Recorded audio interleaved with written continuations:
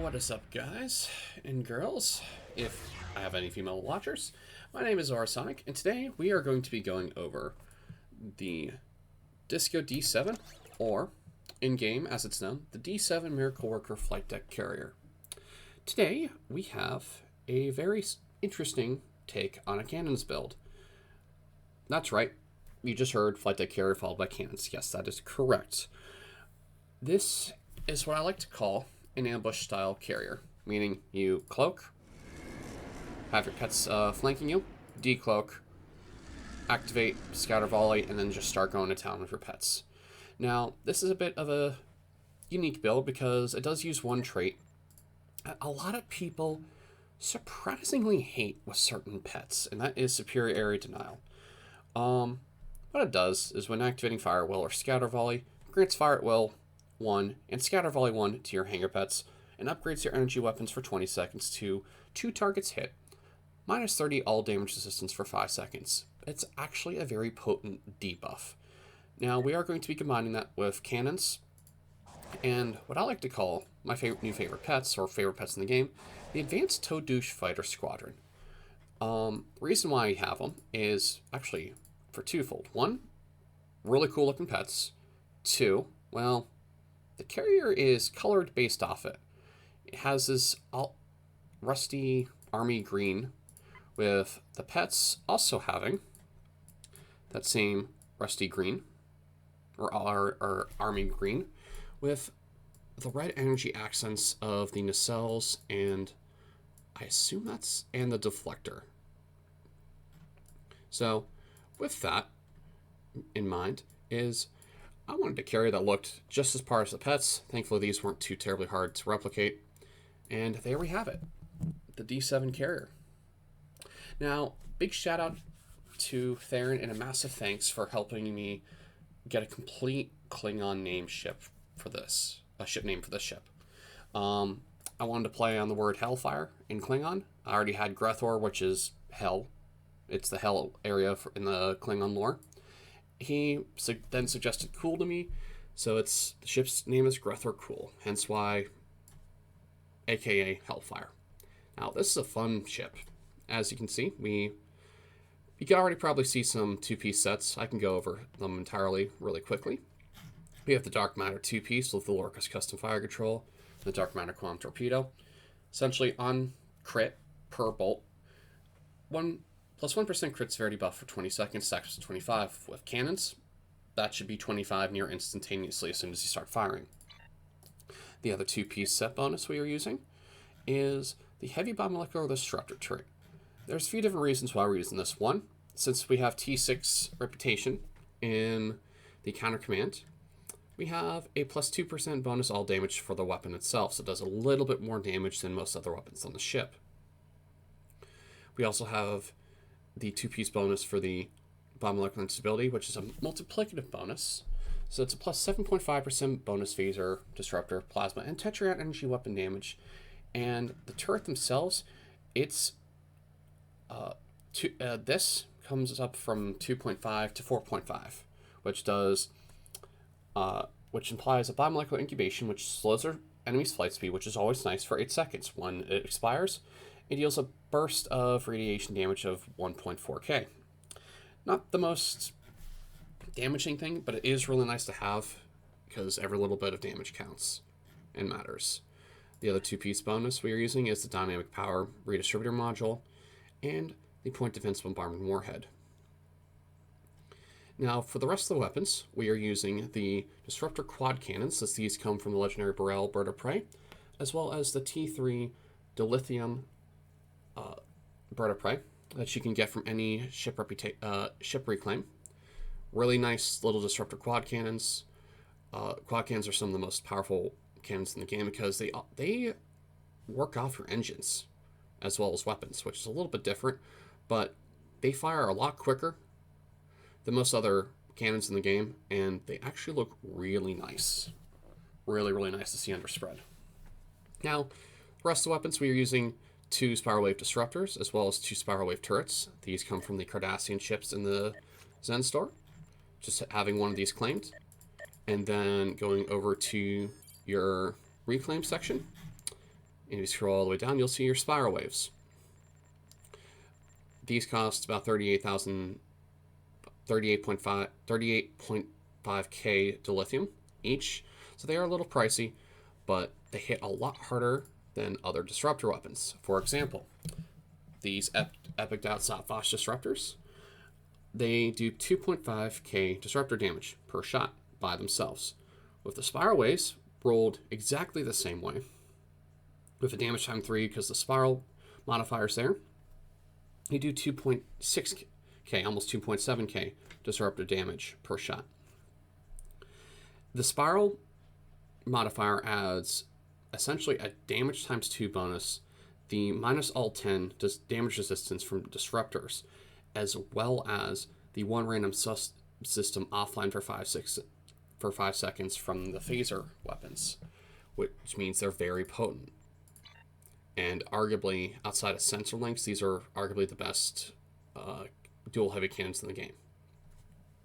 Lastly, with our last reputation weapon, we have the Terran Task Force Disruptor dual heavy cannons. These also, like the Heavy Bomb Molecular Disruptor Turret and Dark Matter Quantum Torpedo, they do a plus 2% bonus all damage. Really, really nice weapon, because as the target's hull decreases, these start to rise up in damage. Now, the reason why I have them as their last firing weapon is I'm aware of every time you fire a weapon, your weapon power goes down. These help kind of counteract themselves, because these should whittle down the target enough for this to actually start rising in damage very quickly. So that way, when we're going under full cycles for prolonged periods of time, these will start to outperform the spiral waves as well as the disruptor quad cannons. For the rest of our equipment on the ship, we have the Elite Fleet Intervention Protomatter Deflector Array. This one's been rolled, its epic modifier been re-rolled to Control X and Hull Cap. You'll be seeing a lot of control expertise on my builds, especially my energy weapon builds, for a few different reasons.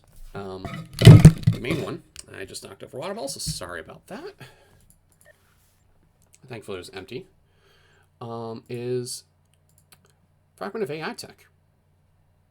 Very nice perk to be feeding into, especially since it works twofold, because the more control expertise you have, the more you can resist enemy PvE control effects, such as tractor cannons, tractor beam rays, and grav walls that they might have. Helps resist that. This comes from having your Colony World renewable energy up to tier 3. That's when you're able to purchase them in your fleet. The next piece of ship equipment we have is the Prevailing Innervated Impulse Engines. These are really good because when activating a firing bridge officer mode, you see a little circle around the ship, you get a nice big bonus to flight turn speed and flight speed for 5 seconds. These come from having tier 3 in the competitive war games. That's when you can get access to the 3 different prevailing engines, which one works off control abilities, one works off of heal abilities, this one works off of firing modes. This is the easiest to proc out of the 3 in my opinion. Our warp core, we have actually 2 different options. You have the Terran Task Force Quantum Capacitor Warp Core, which as you stay in combat longer and longer, your subsystem power levels can rise up by another 5, which might not seem like much, but it allows our weapon power to cap out at 130 instead of 125, and that's across the board for all of our subsystems. They would have a new cap of 130. Now, I use the Revolutionary Warp Core for a few different reasons, which if you saw my last video, I will be explaining those again, just in case you didn't. But this helps improve our critical hits with weapons, as well as control expertise to feed into Fragment of AI. Now lastly, the last piece of main ship gear is the Tilly's Review Pending Modified Shield. Weapon attacks cause enemy shields to receive additional damage for 10 seconds. It's based on shield power. We're not worried about shields too much because, as I said at the beginning of the video, this is an ambush carrier. We care more about our decloaking and recloaking as need be. Very good shield otherwise, mainly because weapon attacks, because shields are annoying on enemies at times, especially on the advanced and elite modifiers, because those shields can take a beating. Once those shields go down, things kind of tend to fall really quickly. Last but not least, our consoles. In our universal slots, since this is a Miracle Worker and also T6X, we have 2 universal consoles, whereas most other ships, they only have 1. That's because Miracle Worker ships have them built into them, have 1 single universal console built into them, meaning they can have a grand total of 13 console slots, which is absurd for some builds. Now, I like to mix up my locators and exploiters as need be. As long as my crit chance is around 46 to 50, that's perfectly fine with me. And my crit severity is at least 220 plus. Build's also good in my opinion. So a nice mixed 2-2 split of exploiters and locators. We also have the Lorca's custom fire controls, very good starship shield pen, weapon power, and crit chance. It's also because of the 2-piece bonus of the dark matter.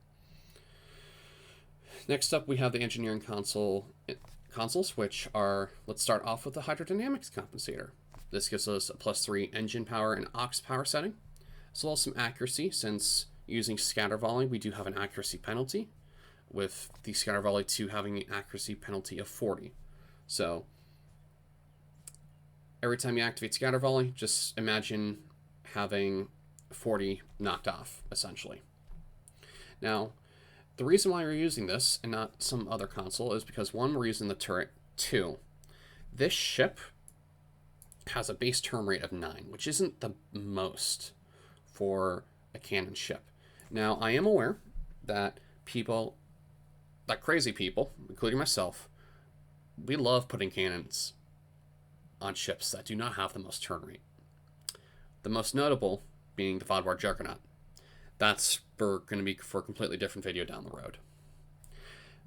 It helps with the turn rate, as well as I like to use advanced engines, a little bit more flight speed, and a little bit more flight turn rate to help with the 9 turn rate to kind of get it up into a near escort territory. Not fully escort, but pretty agile territory. We also use the tachykinetic converter to help with the flight turn rate as well.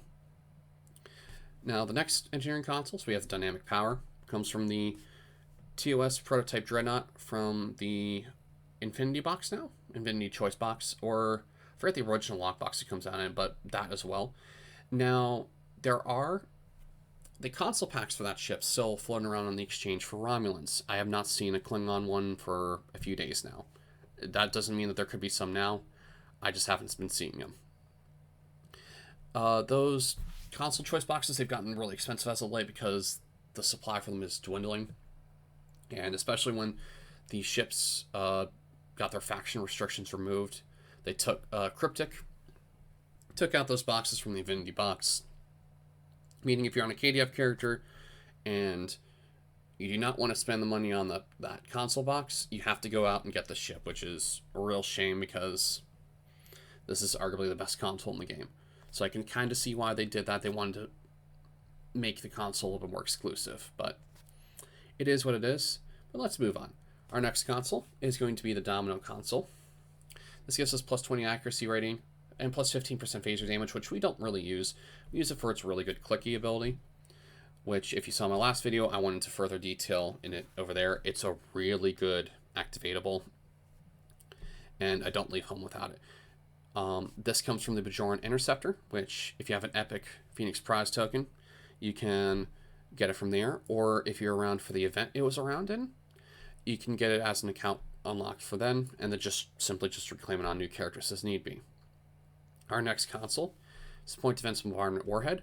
This comes from the NX Escort, which if you got it during Mud's Market, originally you would get the Cross Faction X refit equipment. Since they took down the restrictions on ships, you can actually get the actual NX Escort now. This comes from the Lobby store for about 900 Lobby, otherwise, if you don't find them on the exchange. Our last engineering console is the first Lobi console that we're going to be going over, and that's the Ultimate Modified Swarm Processor. This deploys a little ultimate drone that I'd like to call Bob, which he's around somewhere, but I have a love-hate relationship with that little drone. It either does nothing or it just goes off and does its own thing. It's horrible. People hate it. I hate it. Other than that, the other parts of the console are really good. It has a plus 3.9% critical chance, a plus 35 accuracy rating, which helps with our scatter volley accuracy, having a 40 reduced accuracy rating when we activate it. Helps kind of mitigate that. Now, for our science consoles. For our science consoles, the assimilated module, which offers a 1.2% crit chance, 0.1 crit severity, weapon power setting, damage control, which is meh, and then control expertise. Very good console. Comes from tier 1 of the Task Force Omega. Very, very good console. And, well, it also has a very annoying visual, which most people disable, myself included, because we don't like, unless, well, actually, some people do like the assimilated stuff on their ship. I don't, unfortunately, so I usually just turn it off. Then finally, our last two consoles, the tachyokinetic converter, the binaural infusion circuits, or as I like to call the holy duo of low-buy consoles. You do not find most ships without them nowadays, especially energy weapons and torpedoes. They are must-have consoles, and they're very, very good. The tachyokinetic improves our flight turn rate, crit chance, and crit severity, as well as control expertise, whereas the binaural infusion circuits improves our hull capacity, improves our control expertise, as well as our crit severity, like a massive amount of crit severity. Now, on to the stations. I would be going to traits, but our stations have changed a little bit from the last build. So, for starters, we added an attack pattern Omega 1 in here for a few different reasons. One, bonus all damage, flight speed, and flight turn rate. Main reason why we have it. Let's help out with that. Now, it does have a 50-second recharge, which is a little unfortunate, but for the 15 seconds it is up, it does a lot for the ship. And since this is a Miracle Worker ship, whereas the last ship was an Intel one, we can get access to Mixed Armor Synergy 3 and Air Extensive Bands 3, which does a lot of multiplicative bonuses to our damage, essentially. Now, this is a double Octobat ship. We have two Octobat 1s with 3 technicians to help reduce recharge times. We have Emerged Power Weapons 1 for emergency weapon cycle, and an engineering team to help clear out disabled subsystems and engineering debuffs for 5 seconds. Now, you might be wondering what happens when Ox Power reaches 0 and we have all of our pets out. Well, the good news is our pets still fight for us. The bad news is if they get blown up, we can't resummon pets, especially if these are on cooldown or off of cooldown. We can't resummon them until our Ox station comes back online. So don't worry about it too much. The pets will still be around doing stuff. It's just you can't resummon out replacements for them. And then lastly, for science, we have Hazard Mitters 1. Really good. Heal over time, especially since we are doing strategist intel, with logistical support boosting our crit chance for about 25 seconds, because the buff itself lasts for 10 seconds after this is expired from healing us. We have a Scatter Volley 2 since we can't fit a Scatter Volley 3. I like having distributed targeting on most builds, especially if I can fit it or if I have an extra leftover slot. Just helps kind of spread out the damage a little bit more, especially for pets and other ships as well. Torp Spread 2 is always nice with the Dark Matter tactical team to help redistribute shields, as well as a little more damage for kinetic and energy weapons. And lastly but not least, a Chemosite Laced Weaponry 1, which does an all damage resistance and does an AoE burst of radiation damage every once in a while for energy weapons with guaranteed for your projectiles.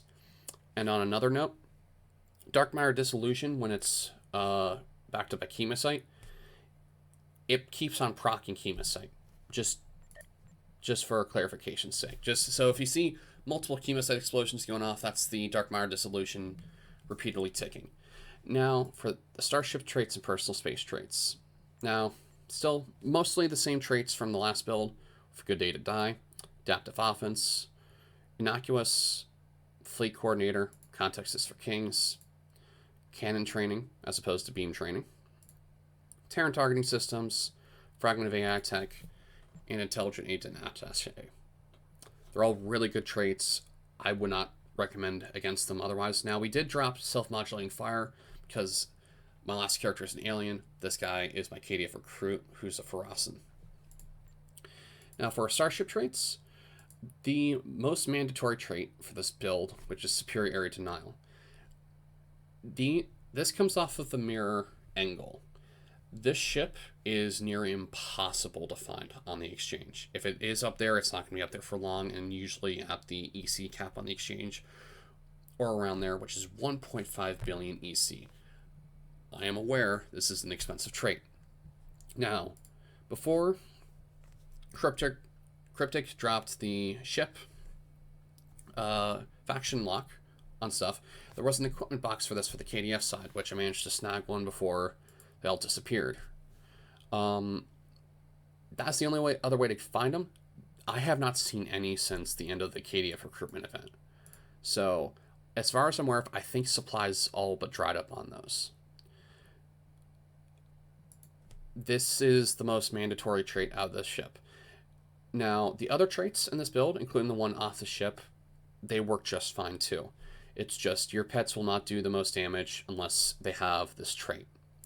And I am aware, a few weeks ago, they changed up how these fighters worked, especially with the pulse cannons and the interaction between that. They do a less damage. However, unlike the blue version, which I'll be bringing up in a second, these have an additional cannon type, as well as they upgrade their photon torpedoes to quantum torpedoes. They do a little bit more damage with the quantum torpedoes, and they also have another cannon, which actually, at the right angle, you have, and especially with 12 of these pets out here, you can literally have a wall of disruptor fire when all the cannons are firing, and it actually looks really pretty. But I'm sidetracking a little bit, and let's get back to Starship traits. Withering Barrage, since we are using Cannon Scatter Volley, extends it by 4 seconds for a maximum of 14 seconds with a 1 second downtime. Emergency Weapon Cycle to help with the weapon power cost, and Firing Cycle Haste for energy weapons for 20 seconds. No brainer since we are an energy weapon ship. One of my favorite Zen Store traits outside of Emergency Weapon Cycle, and that is Strike from Shadows.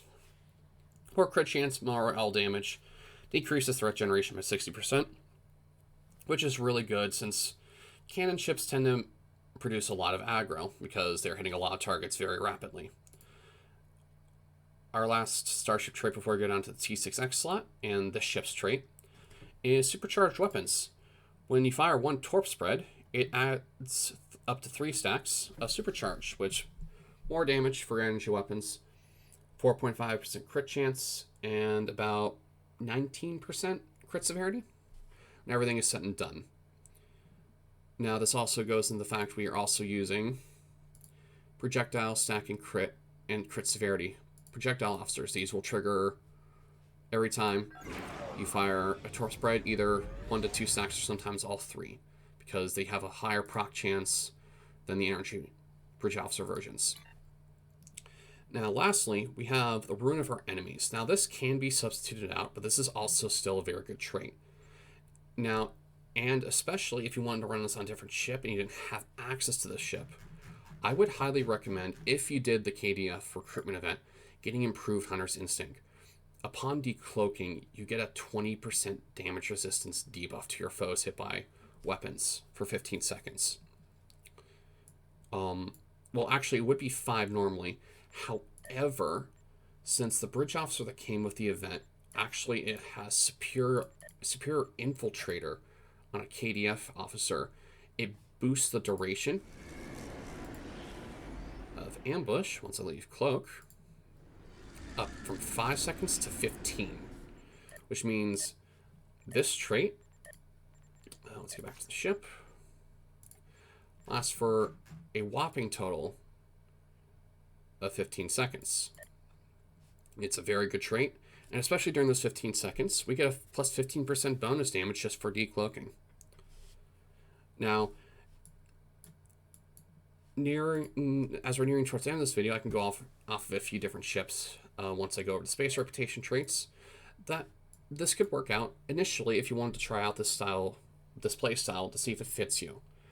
And the first ship is going to be a bit of a surprise. But let's get back to the Rune of our enemies. So the Rune of our enemies and this starship's trait is whenever you defeat a foe, plus 2% bonus all damage for 30 seconds. Timer resets with each successful defeat. Sounds good, and as far as I'm aware of, this does not have a cap. So for every time you defeat an enemy, and if you keep on defeating enemies, you get more and more powerful. Now, every time you defeat a 5th foe, your bridge officers gain a minus 15% to your bridge officer cooldowns over 5 seconds. So it's a mini photonic officer for killing stuff, which is beautiful. For our space reputation, since we're going into hull capacity as well as control expertise, we have a 5% crit chance from Tyler's Reality rank 2. Advanced targeting systems, magnified firepower, advanced engines, as I said earlier, for the little more flight speed and flight turn rate, and precision for the crit chance. Active space reputation is biomolecular shield generator, deploy sensor, interference platforms, quantum singularity manipulator, and just because I want to do something a little different, we have a tethered asteroid, this is a very fun power. And since we have a lot of control expertise, well, we get to kind of keep stuff behind us, where if you get enough speed and turn rate, you can actually drift and turn and fire your cannons back behind you. It's a little finicky to get working, but it works. Now, for alternate ships for this ship, provided you have superior air denial. This might sound a little strange to some people, but I actually have 2 alternatives to you, and they're both Zenstar ships. The first one being the Sex Strikewing Escort. This is a very, very good ship. You will hear from most people, this is a torpedo ship. That is true. However, you can still use it like a normal cannon ship. It's got very good maneuverability, has a 1 hangar bay. The console is good for science powers, and it's actually a rather agile little ship. Now the other one, which if you've seen my stream, I will break this ship out every once in a while, but the Solobon Silic Flight Deck Assault Carrier. Exact same turn rate as this, a little bit more tack heavy, especially with the slots I wanted to use, but you can drop Omega for Beta if you really wanted to. Also has a battle cloak, same thing with the Sec and the ship. Has the exact same command cruiser arrays, has the exact same hull. Hangar systems, which is 2 hangar bays. Very fun little ship. Also a really good torpedo ship too, if you want to go down that road a little later. It doesn't hurt to have them just in case. But those are just for, essentially, if you wanted to try out this playstyle, because this is a fun playstyle that I could easily go into something like, not First Contact, but Synthwave, and have my pets do most of the work for me. Just activate Scatter Volley every once in a while, just to kind of keep them hitting the most amount of targets while I am focusing on bridging up or beaming up survivors into transports. It's a very good ship build for that. It's also very good just supporting build for debuffing, because Scatter Volley plus Superior Denial equals lots of fun stuff for you. And with that, this kind of comes to the end of today's video. If you like what I'm doing, be sure to hit the like button below, as well as the subscribe button, so whenever I upload new videos, you can see me. You can see them. And also make sure you keep the bell on so you can receive notifications of when I also upload videos. This is Sonic. This is the Grethor Cool, my stealth ambush cannon carrier. May you all have a wonderful day, and may the RNG gods bless you.